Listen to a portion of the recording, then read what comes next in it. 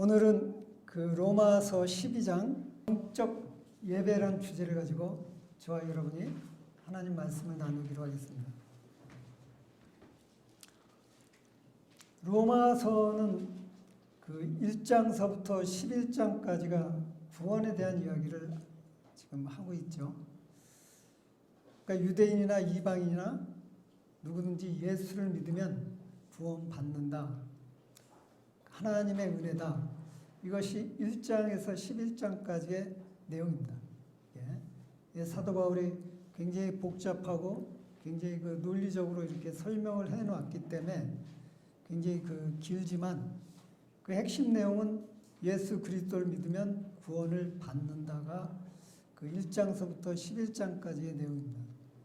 그리고 오늘 12장서부터 15장까지는 구원받은 그리스도인의 삶은 어떻게 살아야 되는지 설명하고 있습니다. 그래서 제목이 영적 예배인데 우리가 이렇게 교회에 나와서 예배 드리는 것만 예배가 아니라 우리가 세상에서 산 그 자체가 예배인 것입니다. 그러니까 그 예배가 영적 예배. 그러니까 하나님의 계시대로 하나님의 말씀대로 살아가는 게 예배라는 겁니다. 우리의 생각과 우리의 뜻과 우리의 이기심과 우리의 욕심대로 살아가는 것은 우리 그리스도인의 삶이 아니라는 거죠. 예배가 아니라는 거죠. 근데 우리들은 착각합니다. 교회 나와서 예배 드리는 이 순간에는 내가 하나님 앞에 예배 드리는 거고 이 세상에서 사는 그 모든 것은 예배하고 상관이 없다고. 그렇지 않습니다. 우리의 삶 24시간은 전부 예배인 것입니다. 그 예배를 영적 예배로 드리라고 지금 사도 바울은 이야기하는 것입니다. 12장 1절에 보면 그러므로 형제들아 내가 하나님의 모든 자비하심으로 너희를 권하노니 너희 몸을 하나님 기뻐하시는 거룩한 산제물로 드리라. 이는 너희가 드릴 영적 예배니라. 너희 몸을 거룩한 산제물로 드리라. 24시간 하나님 뜻에 맞는 삶을 살아가는 것입니다. 그러니까 여기 보니까 하나님의 모든 자비하심으로 이렇게 나왔어요. 그러니까 자비하심, 그 앞에 복수인 모든 자비하심으로 이렇게 말씀하고 있습니다. 이 말씀은 하나님께서 우리를 택하고 우리를 사랑하시고 우리를 죄를 사하여 주시고 예수 그리스도를 통하여서 우리를 구원해 주시고 하나님의 자녀 삼아 주시고 이런 모든 것을 하나님의 자비하심, 하나님의 선하심, 그 모든 것, 그것을 우리에게 주었다는 겁니다. 그러니까 이미 우리는 예수 그리스도를 믿기 이전에 하나님의 자녀가 아니었습니다. 예수 그리스도를 믿고 하나님의 자비하심으로 우리는 구원을 받았고 죄사함을 받았고 하나님의 자녀가 되었고 하나님의 권능을 누릴 수 있는 그 백성이 되었다는 뜻입니다. 그러한 우리 믿는 사람, 그러한 특별한 믿는 사람들, 그 너희들을 권하노니 너희의 몸을 우리는 육신을 입었습니다. 그러니까 우리의 영혼을 담고 있는 그 육신을 입었다는 거죠. 우리의 몸, 그 육신을 담고 있는 우리의 몸, 죄의 몸, 또한 예수 그리스도를 믿음으로 구원된 그 영혼을 담고 있는 너희의 몸을 하나님이 기뻐하시는 거룩한 산제물, 그러니까 죽은 제물이 아니라 산제물, 그러니까 생명이 있는 산제물로 드리라 그럽니다. 여기서 산제물은 우리한테 굉장히 중요한 것입니다. 우리가 교회뿐만 아니라 그 몇십 년 전까지만 해도 그 종교적으로 그 예배에는 항상 제사가 있었고 그 제사에는 제물이 있었습니다. 또 우리가 그 믿는 사람들은 그렇지 않지만 그 유교의 어떤 습관과 사상에 의해서 우리가 제사를 지내는데 항상 거기에는 재물이 따릅니다. 그 재물들은 다 죽어 있습니다. 그러니까 우리가 하나님 앞에 나아갈 때 우리가 산 재물이 되는 것은 우리 자아가 죽는 것입니다. 우리 생각이 죽는 것입니다. 우리 욕심이 죽는 것입니다. 그것이 바로 우리 산 재물이 되는 것입니다. 여러분, 신앙생활을 하기 전에 제사를 지내지 않았습니까? 그 제사상 위에 뭐 생선도 있고 어떤 집은 뭐 이렇게 보니까 육류도 있고 그러던데 그 재물이 죽지 않고 살아서 펄쩍거리면 얼마나 우습겠습니까? 재물은 죽어야 됩니다. 우리는 하나님 앞에 우리의 자아가 죽어져야 됩니다. 내 생각과 내 뜻과 내 욕심대로 신앙생활하고 세상살이 하는 것은 우리가 죽어있는 상태인 것입니다. 살아있는 상태가 아닙니다. 그러한 상태로 예배를 드리는 게 영적 예배라는 것입니다. 다른 말로 하면 하나님 말씀대로, 하나님의 계시대로, 성경의 계시대로 이 세상을 살아가는 것이 바로 영적 예배라는 것입니다. 우리의 생각이 아닌 하나님의 뜻 가운데 성령님의 도우심으로, 성령님의 인도하심으로 이 세상을 살아가는 것이 영적 예배라고 사도 바울은 이렇게 시작을 하고 있습니다. 우리 또 마찬가지입니다. 오늘날 이 세상, 이 나라가 이 시끄럽고 혼탁한 이유 중에 하나가 그리스도인 때문입니다. 천주교하고 합하면 1000만이 넘습니다. 5분의 1이죠. 근데 왜 이 나라가 이렇게 시끄러울까요?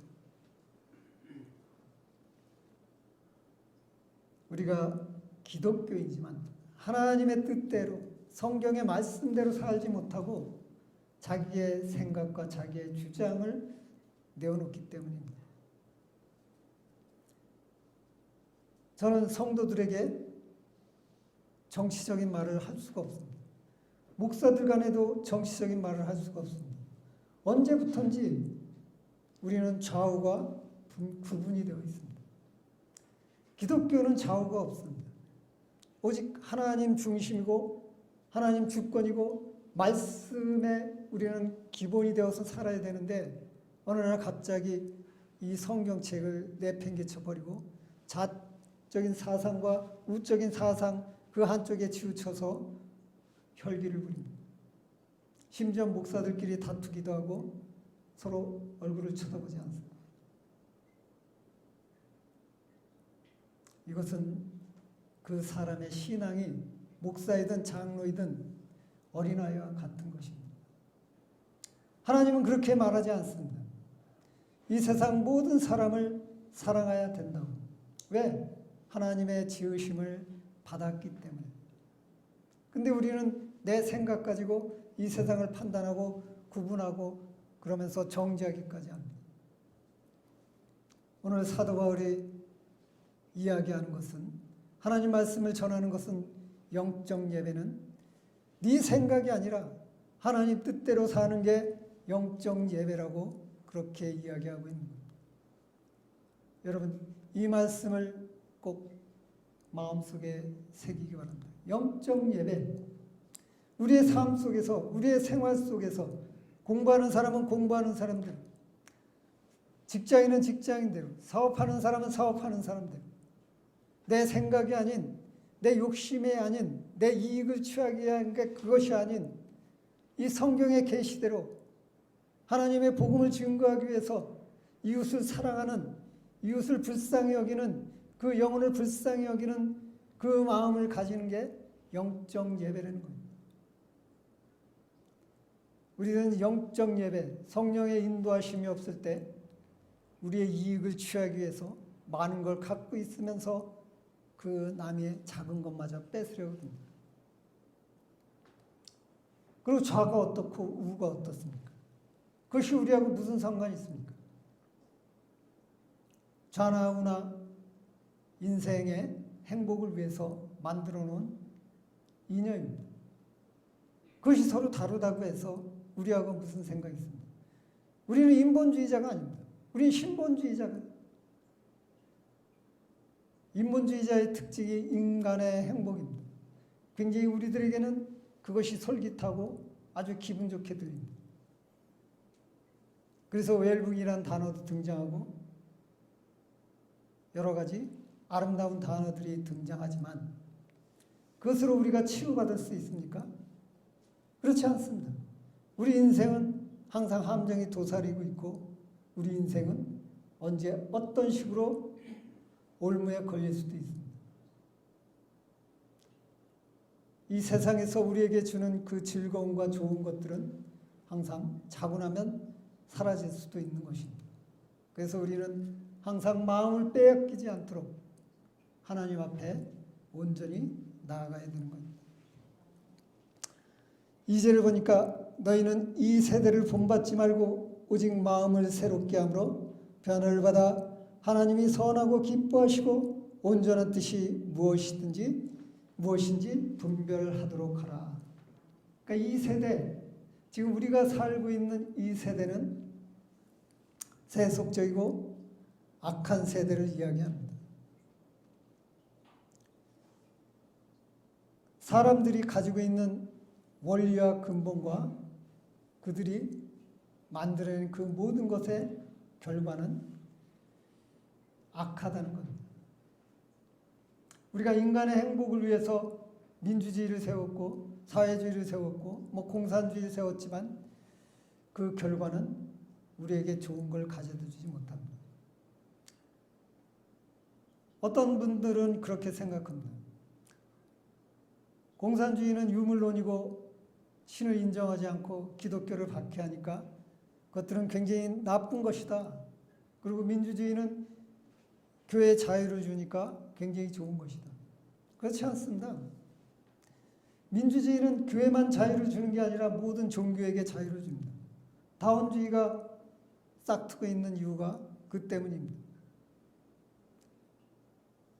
그 자유를 교회가 누리다 보니까 교회의 돈과 권력이 차고 넘치고 돈과 권력이 차고 넘칠 때 부패하기 시작합니다. 우리 한국교회가 이렇게 부패되지 않았습니다. 제가 어렸을 적엔 이 정도의 교회 건물만 하더라도 굉장히 아름답고 훌륭한 교회였습니다. 천막, 그 시커먼 군용 그 천막, 막 여름에 막 태양빛이 막 30도 넘는 그 뜨거운 그 안에 막 푹푹 찌는 그 열기 속에서도, 그리고 하루에 세 끼조차 제대로 못 먹을 때 그 안에서 하나님을 찬양하며 그냥 온몸이 땀범벅이 되도록 기도하고 그러고 예배를 준비했어요.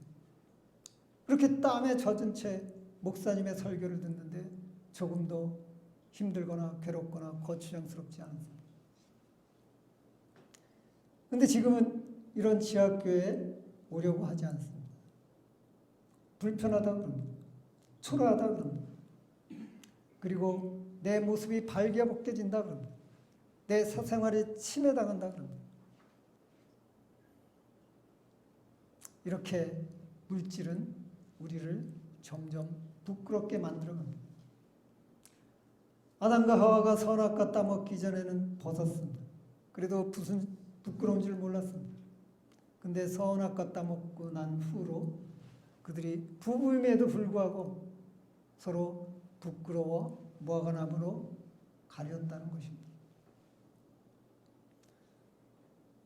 우리의 인생은 이렇게 변화가는 겁니다. 이렇게 세속적으로 우리가 세상에 나갈 때 이렇게 자꾸만 세상 것을 바라볼 때 우리의 마음과 양심조차 바뀐다는 것입니다. 우리가 여기 와서 예배 드리는 것은 세상에 나가 삶 그 자체를 이 예배를 통해서, 이 훈련을 통해서, 하나님과의 교제를 통해서 이 세상에서 영적 예배를 드리기 위해서 예배를 드리는 것입니다. 그래서 이 세상 것을 본받지 말라고 사도 바울이 이야기하고 있습니다. 예수 그리스도께서도 세상의 누룩을 조심하라고 그랬습니다.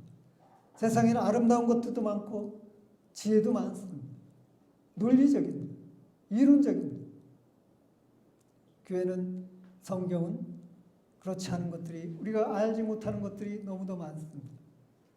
근데 그 아름다운 것, 그 논리적인 것, 그 지혜로운 것들에 속지 말라고 예수님이 말씀하셨습니다. 젊은이들은 아직 세상 경험을 하지 못했기 때문에 제 말을 이해하지 못할 겁니다. 근데 나이가 들어서 세상에 이것저것 여러 가지 경험을 하다 보면 그 지혜들이 내 인생을 행복하게 해주지 못한다는 겁니다. 세상에서 주는 그 아름다운 것들이 이제는 그렇게 아름답게 느껴지지 않는다는 겁니다. 우리가 요즘 공부하는 것처럼 모세나 솔로몬도 인생은 헛되다고 했습니다. 그것은 세속적인 것은 헛되고 헛되며 험한 것에 지나지 않는다는 것입니다. 그 세상 것을 본받지 말고 이제 예수 그리스도를 믿었으니까 오직 마음을 새롭게 하라. 성령의 인도하심을 받아라. 그래서 변화를 받아 하나님이 선하고 기뻐하시고 온전하신 뜻이 무엇인지 분별하도록 해라. 여러분, 우리가 힘들지만, 코로나 때문에 힘들지만 그래도 금요일 날 우리 성경 연구를 하지 않습니까? 이것이 무엇이냐면 온전하신 뜻, 이 성경에 계시된 하나님의 뜻, 그것이 무엇인지 분별하라는 거죠. 그래서 그 뜻대로 살라는 것입니다.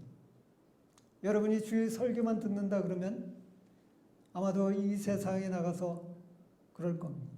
그냥 세상에서 그냥 윤리적으로 도덕적으로 죄를 짓지 않고 착하게 살려고 노력할 것입니다. 근데 성경은 그게 다가 아니라는 것입니다. 분명한 여러분들이 예수 그리스도를 믿고 직분을 받고 구원을 얻은 거기에는 하나님의 뜻이 있는데 여러분 각자에게 어떤 사명이 주어졌다는 것입니다. 그냥 주일날 예배드리고 그리고 세상에 나가서 내가 남한테 거짓말하지 않고 그냥 내가 좀 올바로 이 세상을 살면서 난 모든 것이 다 해결됐다고 그런 착각을 하시면 안 됩니다. 이 세상에 나가선 여러분이 구원받은 것처럼 이 세상에 구원받지 못한 그 많은 영혼들에게 여러분은 복음을 전할 의무가 있습니다. 근데 그것이 여러분이 어떤 주보 아니면 어떤 선물 꾸러미 하나 들고 나가서 예수 믿으세요. 그것도 일종의 복음을 전한다고 할 수 있다고 할 수 있습니다. 그러나 여러분들이 확실하게 복음을 전하는 것은 세상에서 영적 예배를 드리는 겁니다. 여러분의 행동이 하나님 믿는 사람, 하나님의 자녀, 신분이 변화된 그 삶을 살아갈 때 복음이 증거되는 것입니다. 여러분이 교회를 다니고 여러분이 교회 직분자인데 세상 사람들이 다 아는데 여러분이 그 직분을 하나님의 자녀임을 망각한 채로 세상에 속하여 있다 그러면 여러분들이 아무리 열심히 그 사람을 위해서 정말 달콤하게 속삭인다 하더라도 그 사람에겐 복음이 전해지지 않을 겁니다. 그래서 여러분들은 하나님의 말씀, 하나님의 뜻이 계시된 그 말씀을 분별하는데 열심히 하라고 사도 바울은 지금 전하고 있습니다. 그리고 3절에 보면 내가 주신 은혜로 말미암아 너희 각 사람에게 말하노니 마땅히 생각할 그 이상의 생각을 품지 말고 오직 하나님께서 각 사람에게 나눠주신 믿음의 분량대로 지혜롭게 생각하라. 여기에 영적 예배의 기본이 담겨 있습니다. 너희 각 사람에게 말하노니 그것은 이 세상 사람들이 아니라 구원받은 성도들, 그러니까 각자 직분을 가지고 있습니다. 그것도 은사입니다. 청년이면 청년, 집사면 집사, 권사면 권사, 그 직분. 그리고 여러분들한테 주어진 은사, 찬양의 은사, 가르치는 은사, 뭐 병 고치는 은사, 방언하는 은사, 그것을 이야기하는 것입니다. 그리고 그 이상의 생각을 품지 말라고 이야기합니다. 지식이나 교만을 이야기합니다.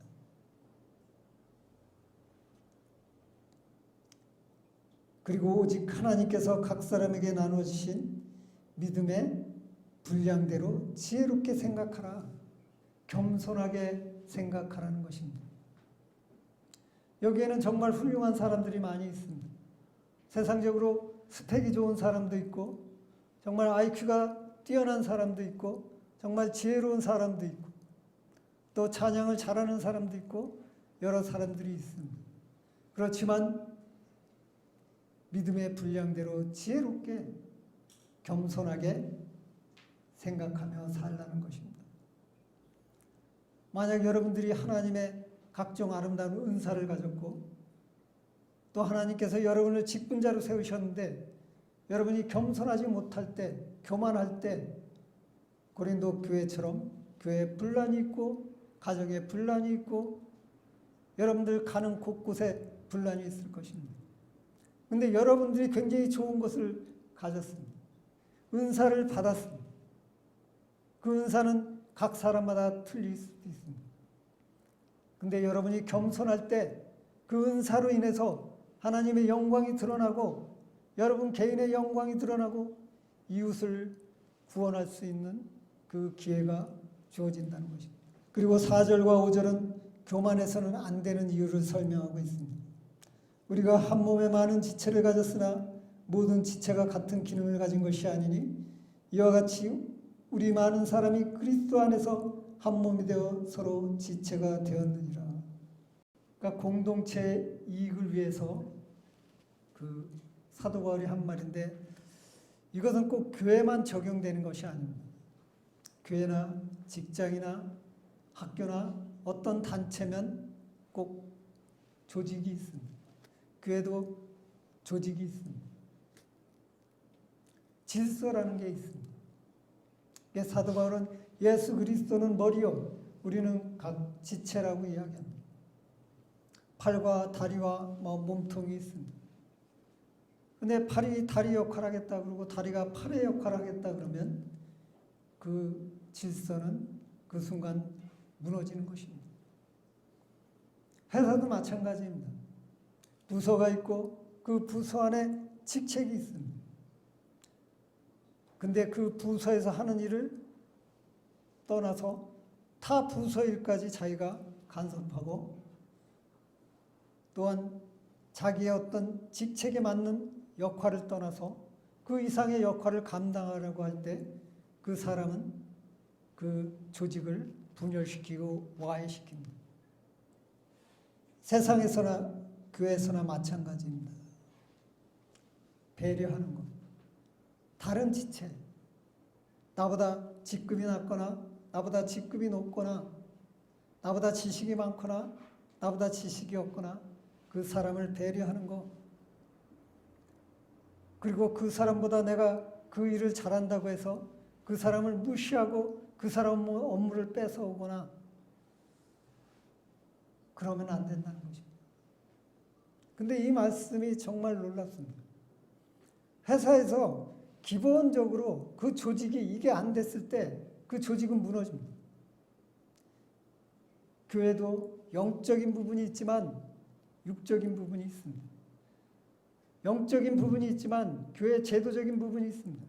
그 제도적인 부분을 무시할 때 이 교회는 무너지게 되어 있습니다. 사도 바울이 겸손해라. 그 겸손해야 되는 이유가 여기에 있는 것입니다. 나 혼자 이 교회를 하나님 영광을 위해 일하는 것이 아니라 우리가 여러 사람 힘을 합해서 합심하여 선을 이루기 때문에 그 사람과 합심하기 위해서는 이 조직의 이틀을 깨어뜨리면 안 된다는 것입니다. 그러기 위해선 여러분들이 사랑이 있어야 됩니다. 내 자신을 죽여야 됩니다. 교만하면 안 된다는 것입니다. 결국 자아를 내려놓아야 됩니다. 오직 성령의 인도하신 대로, 하나님이 인도하신 대로 우리가 살아갈 때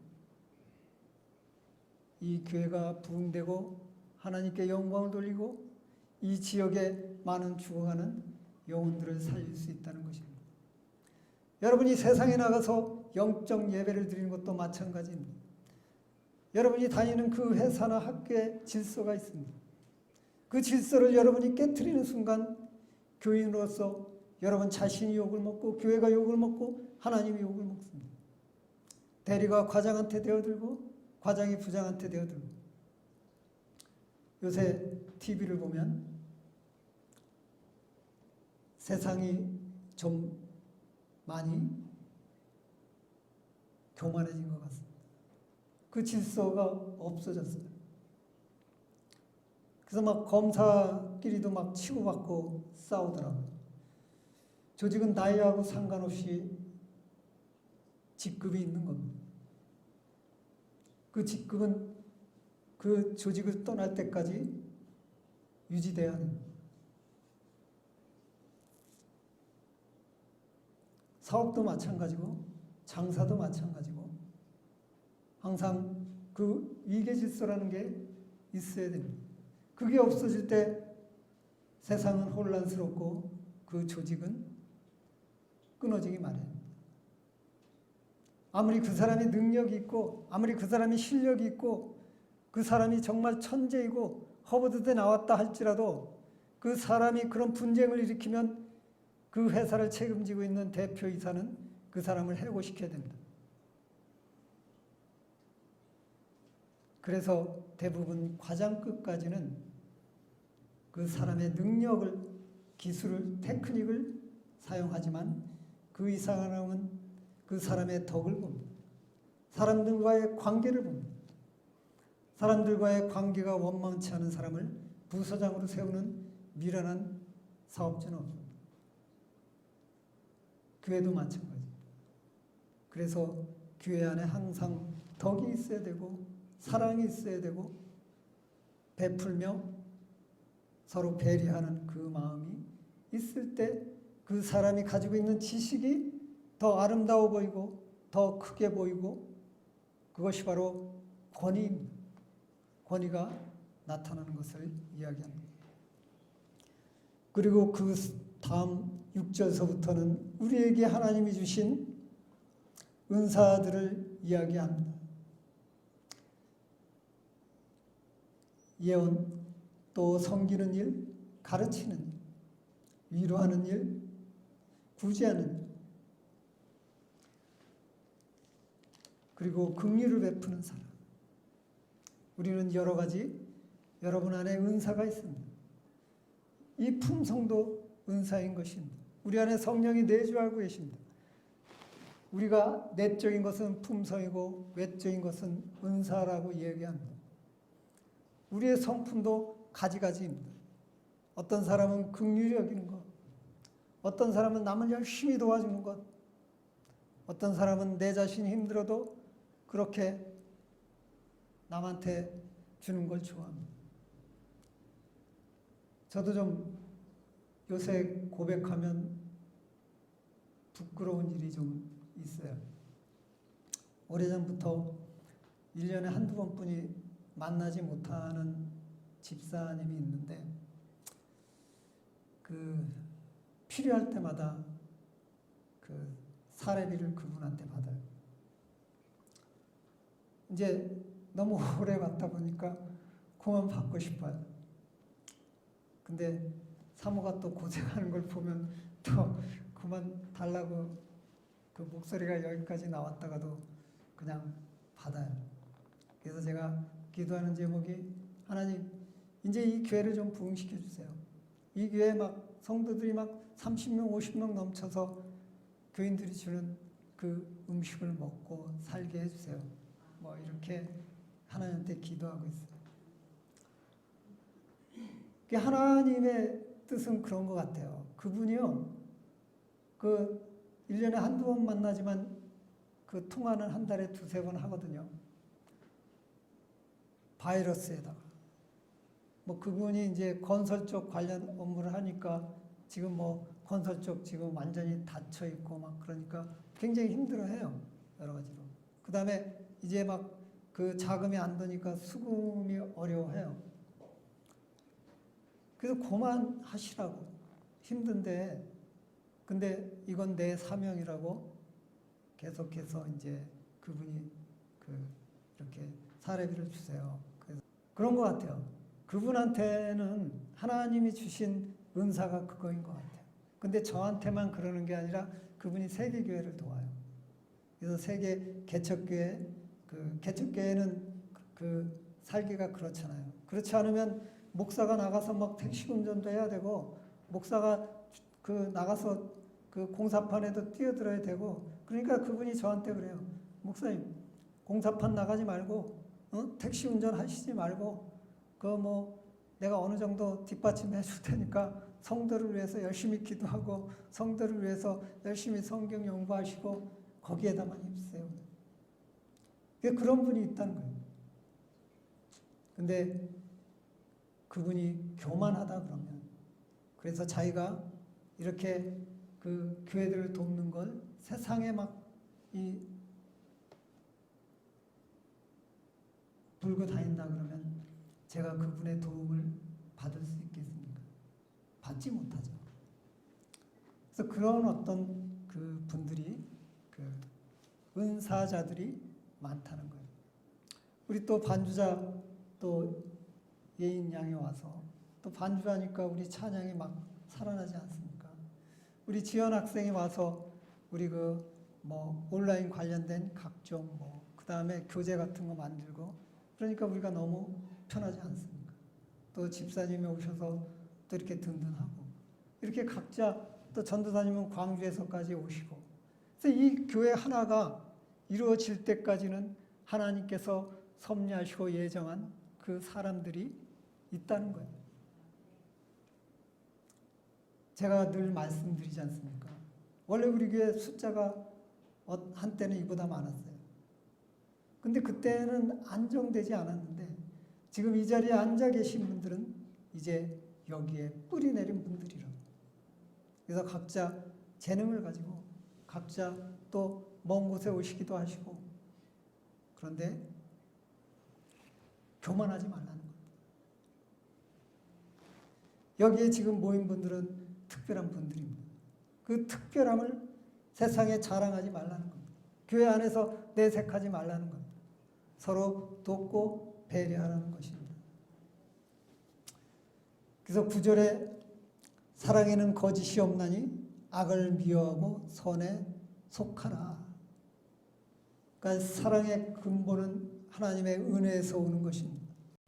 그러니까 그 동안에 1절에서부터 8절까지는 우리 교회에 있는 여러분들한테 해당됩니다.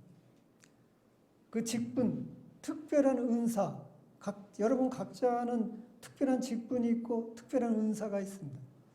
그 특별한 직분과 특별한 은사들을 교만하게 쓰면 안 된다는 거예요. 그리고 9절서부터는 교회 안에 보편적인 것을 이야기합니다. 사랑하라. 사랑엔 거짓이 없다. 또 악에서 떠나가라. 거짓에서부터 떠나가라는 얘기입니다. 거짓에서부터 멀어지라는 얘기입니다. 여러분이 정말 가까이 해야 될 사람은 믿음이 좋은 사람입니다. 여러분 믿음 나쁜 사람과 자꾸 교제를 하면 여러분 믿음마저도 점점 희석되어져 갑니다. 룻기에 보면 오르가와 룻이 나옵니다. 룻은 시어머니를 붙쫓아서 다윗의 증조 어머니가 되고 그는 하나님의 선택받아 구원받은 자가 되었습니다. 동서인 올가는 나오미를 떠나갔습니다. 그 신앙 좋은 그 나오미를 오르가가 계속 쫓아갔더라면 그 인생이 어떻게 변했을지 모릅니다. 성경에 오르가의 인생에 대해서 기록된 건 없지만 그는 이방인으로서 이방에서 계속 남아 살았습니다. 근데 룻은 하나님 나라 백성이 되었습니다. 여러분들 이 주변에 믿음 좋은 사람과 같이 어울리십시오. 그 사람들이 긍정적입니다. 믿음은 긍정입니다. 믿음은 순종이기 때문에 긍정적일 수밖에 없습니다. 여러분 인생이 정말 기쁨과 행복으로 주님과 함께 이 세상을 살아간다 그러면 악에서 떠나는 겁니다. 악에서 멀어지는 겁니다. 그리고 형제를 사랑하여 서로 우애하고 존경하기를 서로 먼저 하며, 오늘 우리 교회가 설립한 지 4년째 됩니다. 우리 교회는 이 말씀이 있어야 됩니다. 우리는 형제입니다. 우리는 자매입니다. 그리에 서로 사랑하고 서로 우애하고 존경하며 그러기를 먼저 하라는 겁니다. 이 얼마나 따뜻한 마음입니까? 우리 안에 따뜻한 마음이 있어야 되는 것입니다. 그리고 부지런하여 게으르지 말고 열심히 품고 주를 섬기라는 것입니다. 우리 기독교는 심은 대로 거두는 것입니다. 여러분이 게으르다 그러면 이 교회는 부흥되지 않을 것입니다. 이 지역에 죽어가는 많은 영혼들이 여러분 손에 하나님이 붙여주셨는데 그 영혼들을 여러분이 구원할 수 없을 겁니다. 구원은 하나님이 하지만 여러분이 하나님의 청지기 역할을 해야 되는데, 여러분이 만약 게을르다 그러면 이 지역에 하나님이 여러분의 주신 사명을 감당하지 못하고 그 많은 영혼들이 헤매고 있을 것입니다. 열심히 품고 주를 섬기라고 이야기하고 있습니다. 소망 중에 즐거워하며 환난 중에 참으며 기도에 항상 힘쓰며, 이것 또한 우리에게 주신 것입니다. 기독교인은 항상 기쁨과 즐거움이 있기에 너무도 우리는 전쟁 중에 있습니다. 영적 전쟁 중에 있습니다. 여러분이 기독교인이 아니라 그러면 돈 벌기 쉬울 겁니다. 욕심 차리면 되니까. 욕심 내면 되니까. 근데 우리는 그렇게 하면 안 됩니다. 내 것을 남에게 줘야 됩니다. 어쩌면 우리는 좀 세상 사람들이 볼 때 미련해져야 됩니다. 그러면 내가 고난당할 수 있습니다. 환난을 당할 수가 있습니다. 그때 참으며 기도하라는 겁니다. 왜? 우리는 소망 중에 있기 때문입니다. 우리는 천국에 간다는 그 소망이 있기 때문입니다. 인생은 허망합니다. 여러분, 지금은 이제 100세 시대라 그래서 정말 100세까지 살더라고요. 근데 저는 그렇게 살고 싶지 않습니다. 저희 어머님이 치매 걸리셨거든요. 좀 심해지셨어요. 그 한 일주일에 저한테 2번 오고 사모한테 한 2번 오는데, 그 무슨 얘기 하는지 모르겠어요. 그것도 안 가면 안 돼요. 가슴이 아파요. 난 저렇게 살면 안 되겠다 싶더라고요. 자녀가 볼 때 너무 가슴이 아픈 거예요. 우리 소망이 있지 않습니까? 천국에 대한 소망. 우리 그냥 영혼만 가는 게 아니지 않습니까? 예수님이 재림할 때 우리 육신을 입지 않습니까? 그 육신은 치매가 없는 육신이지 않습니까?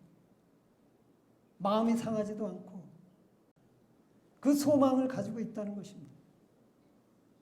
오래 사는 것, 이 세상은 정말 우리가 오래 사는 것보다 어떻게 사느냐, 정말 하나님의 인도함을 받으며 영적 예배를 드리는, 이웃을 위한 그 삶, 하나님을 위한 삶, 그 삶을 살아가느냐, 이것이 중요하지 오래 사는 게 중요하지 않습니다. 왜냐하면 우리에게 소망이 있기 때문입니다. 정말 저와 여러분이 소망이 없다 그러면, 우리 육신이 썩은 다음에 천국에 간다는 그 소망이 없다 그러면 저와 여러분이 이렇게 나와서 예배를 드릴까요? 아니요. 우린 세상에 나가서 북치며 장구치며 신나게 뛰어놀아야겠지. 얼마 남지 않은 인생, 그 인생 꽃을 피면서 화려하게 불타게 그렇게 살다가 가야겠죠. 근데 그렇지 못하는 이유가 우리는 천국에 소망이 있기 때문에 우리 죽을 때까지 사랑하고 베풀며 살아야 된다는 것입니다. 그리고 13절 성도들의 쓸 것을 공급하며 손 대접하기를 힘쓰라. 손 대접하기를 힘쓰라. 이게 굉장히 어렵지 않습니까? 우리 교회 교인들 생활이 그렇게 넉넉지 않습니다. 근데도 항상 하나님 앞에 감사하며 봉헌하며 또한 대접하기를 넉넉히 하지 않습니까? 바로 이것이 성령의 인도하는 삶입니다. 내 자신이 부족하지만 이웃을 위해서, 하나님을 위해서 내 것을 아낌없이 내어줄 수 있는 그 마음, 그게 바로 하나님의 은혜인 것입니다. 이 세상의 지식과 이 세상의 논리로는 그렇게 할 수 없습니다. 물론 윤리와 도덕적으로 우리가 좀 더 공부한다 그러면 그렇게 할 수 있지만 우리 기독교는 자기 목숨까지 이웃을 위해서 내어줄 수 있는 그 마음, 그것이 바로 하나님은 우리에게 영적 예배라고 이야기합니다. 저와 여러분이 영적 예배를 교회뿐만 아니라 세상에 나가서도 드리는 귀한 삶을 살아갈 수 있도록 하나님의 은혜가 임하시기를 간절히 축원합니다. 기도하겠습니다.